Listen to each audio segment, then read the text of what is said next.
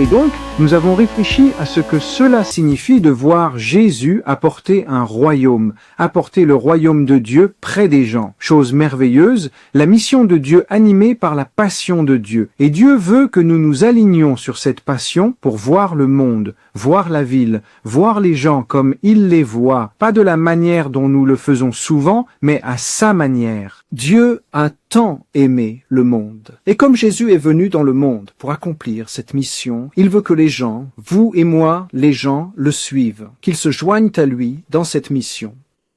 Rejoindre Jésus, c'est ce qui nous motive, rejoindre Jésus dans cette mission. Et Jésus l'a clairement indiqué, et c'est à cela que je veux réfléchir dans cette session.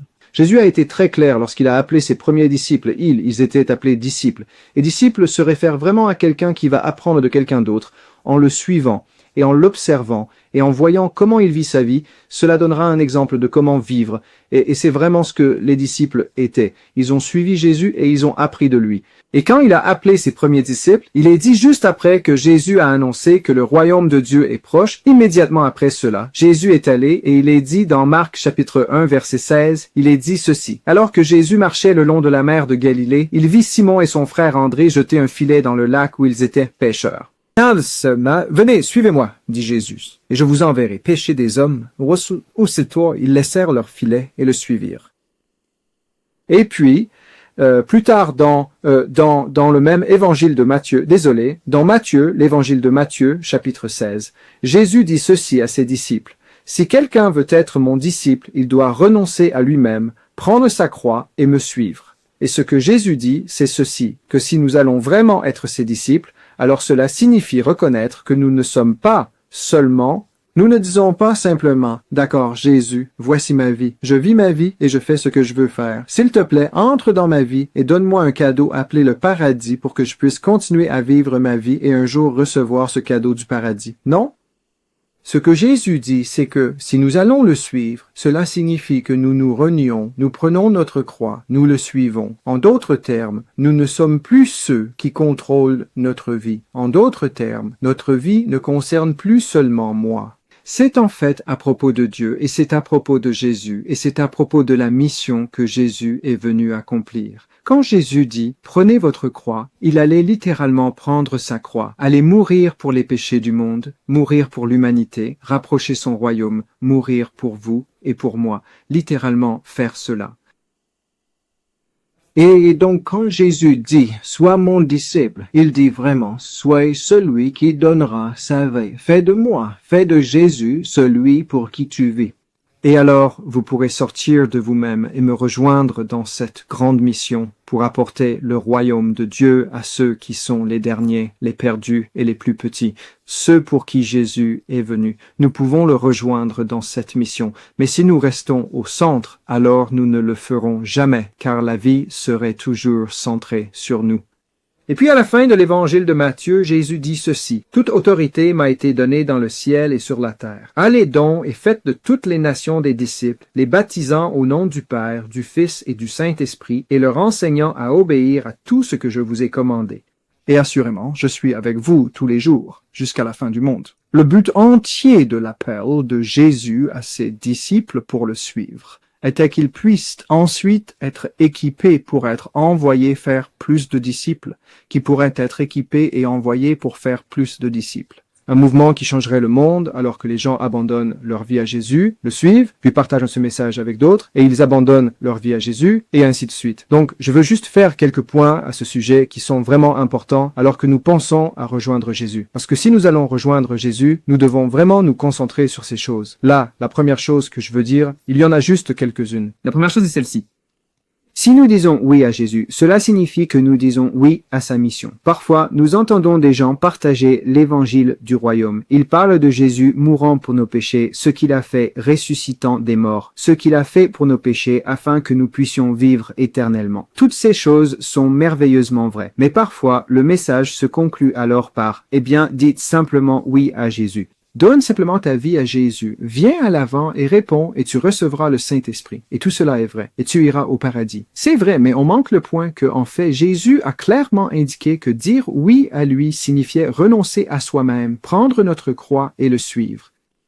Si je peux le dire ainsi, j'espère que cela a du sens. Il n'y a aucun doute que le don de la vie éternelle que Jésus apporte est gratuit.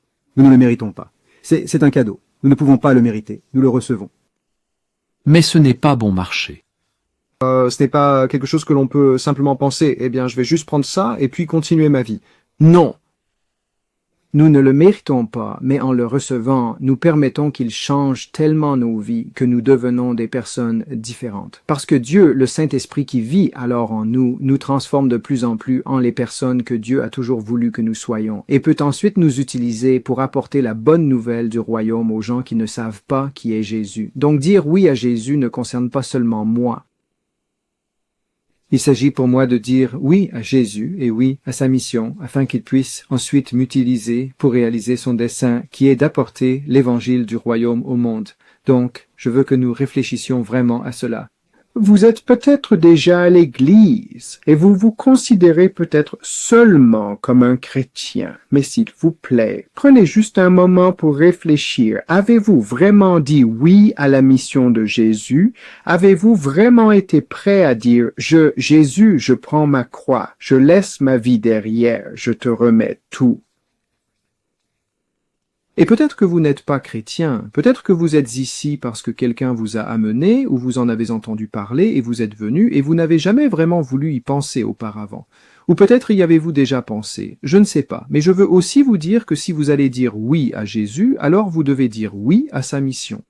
Sinon, nous ne disons pas vraiment oui du tout. Donc dire oui à Jésus signifie dire oui à sa mission. Et ensuite, nous recevons le don, la puissance du Saint-Esprit qui nous permet de le rejoindre dans sa mission. Mais ensuite, nous devons être équipés pour le faire. Et c'est quelque chose auquel nous voulons réfléchir en rejoignant Jésus. Que Jésus a dit « Je ferai de vous des pêcheurs d'hommes ». Il était prêt à le faire. Il a dit qu'il équiperait ses disciples.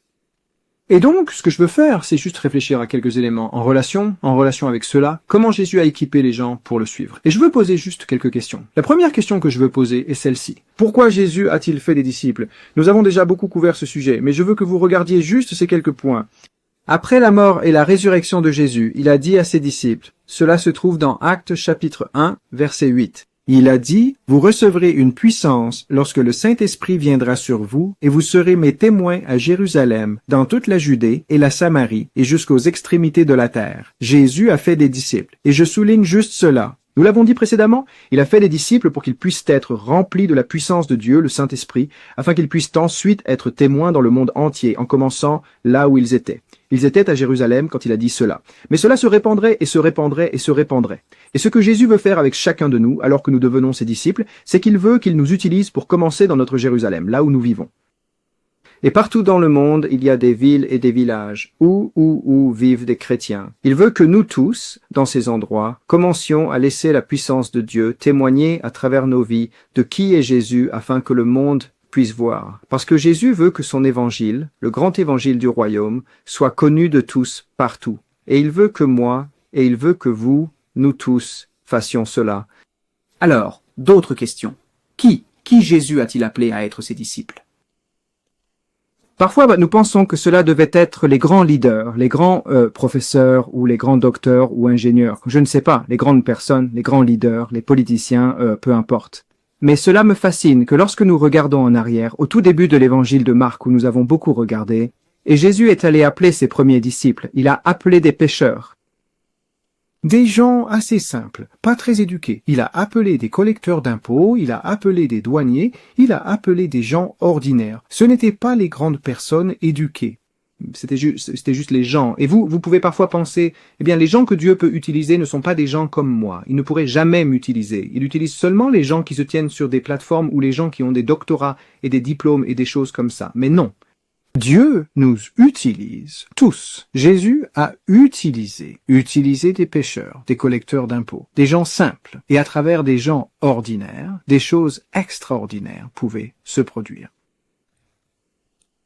Alors, c'est qui? Mais où ont-ils appris? Où ont-ils appris? C'est quelque chose qui est, je pense, un défi pour nous tous, et un défi pour nous en tant qu'Église alors que nous y réfléchissons. Parce que parfois la façon dont nous l'avons fait n'a pas été la façon dont Jésus l'a fait. Voyez, où ces gens ont-ils appris à être des disciples capables de faire des disciples? Comment pouvait-il ou pouvait-il apprendre à dire oui à la mission de Jésus et réellement partager la bonne nouvelle du royaume avec les gens, vivre parmi eux et leur apporter Jésus? La réponse à cela est que c'est parmi les gens. Je me souviens avoir parlé, il y a quelque temps, via Zoom, lors d'une conférence en Zambie, et j'ai posé la question, où apprenons-nous à nager? Et tout le monde a ri. Ils ont trouvé que c'était une question drôle. Où apprenons-nous à nager? Puis j'ai demandé à l'un des jeunes pasteurs de venir au micro, de se lever, de se retourner et de partager. Et il s'est levé devant tout le monde et il a dit au micro, je pouvais te le voir à l'écran parce que j'étais sur Zoom. Et il a dit à toutes les personnes dans cet endroit bondé, il a dit, dans l'eau, on apprend à nager dans l'eau. Il n'y a pas d'autre endroit pour apprendre à nager.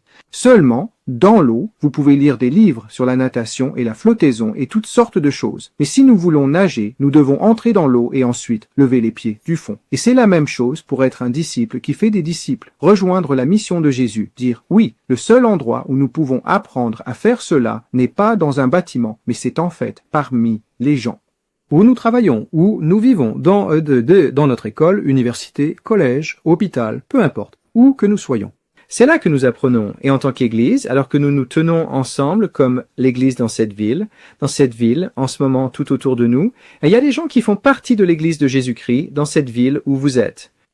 Nous devons apprendre en tant qu'Église comment équiper les gens, non seulement sur le campus, dans des salles que nous avons construites avec des murs qui les entourent, mais parmi les gens. Et comment Jésus enseignait-il? C'est la dernière chose à laquelle je veux penser et c'est un modèle très simple que je veux mentionner. Et c'est quelque chose dont vous pouvez vraiment beaucoup apprendre en visitant le réseau des disciples de Jésus, dont je parlerai un peu plus dans un instant. Mais comment Jésus a-t-il fait? Il avait une approche très simple. 3 choses très simplement. Premièrement, il disait aux gens ce qu'ils devaient faire. Deuxièmement, il leur montrait comment le faire. Et troisièmement, il disait, maintenant, allez le faire. Il les envoyait le faire. Il leur disait, il leur montrait, il les laissait le faire. Voici la chose. La plupart de l'apprentissage se fait en le faisant. Être informé aide un peu. Être montré aide un peu plus. Mais le faire, c'est là que l'apprentissage véritable a lieu. Et c'est le modèle que Jésus a utilisé. Il leur a dit, il leur a montré, puis il les a laissés le faire. Et c'est en le faisant, nous lisons cela dans la Bible encore et encore. C'est en le faisant qu'ils ont vraiment appris à être des disciples qui pouvaient rejoindre Jésus dans sa mission. Alors, à l'église dans la ville où vous êtes, mon défi et mon encouragement pour vous est ceci. Nous devons réformer notre façon de penser l'Église afin que notre priorité ne soit pas seulement de rassembler des gens derrière les murs, mais de les équiper pour qu'ils se dispersent dans la communauté et rapprochent le royaume de Dieu des gens. Et à vous tous, je dis ceci. Jésus dit très clairement, si quelqu'un veut venir après moi, il doit se renier lui-même, prendre sa croix et me suivre. Et quoi que cela signifie pour vous en ce moment, ma prière est que Dieu parle à votre cœur et que vous disiez oui à Jésus et oui à sa mission.